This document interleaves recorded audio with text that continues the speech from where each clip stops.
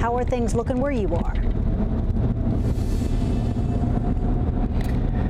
Quita, I heard Brian mention just a few seconds ago that there's nothing more exciting than watching bridges and overpasses. And as someone who has been over many bridges and overpasses today, I'd like to tweak that a little bit and say there's nothing more terrifying than going over bridges and overpasses, at least with the current conditions that we're seeing, because all throughout Central Texas, those are the worst spots. The spots around town that are the most elevated and the most exposed to these elements, they're the iciest right now. And so we've seen cars take it really slowly when going over them. You have to, because if you don't, you could find yourself in a situation where you're stuck, where you're spun out of control, and you need help. Right now, we just merged onto I-35 southbound towards downtown from 183. The road right now is fairly clear. Not a whole lot of traffic out. We're only going about 45 miles an hour.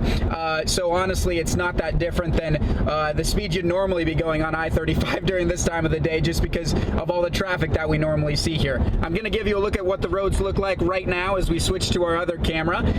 Again, wet conditions, not so much ice on the roadways, but that's because we're on the lower level of I-35 right now. The portion that we're approaching, the high-rise part that goes over downtown Austin, we expect that to be much icier.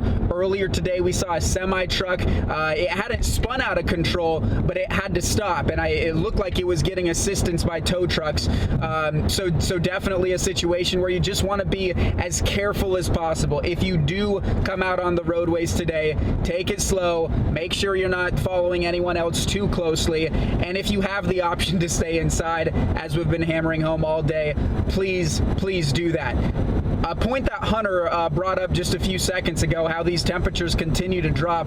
The one last thing I'll say from the KVUE Storm Chaser is that when we started this journey today at about, I don't know, 10:30 a.m., it was 36 degrees outside. It's now down to 28 degrees. We saw it as low as 27 degrees. So if anything, the road conditions are gonna get worse throughout the night and definitely not better.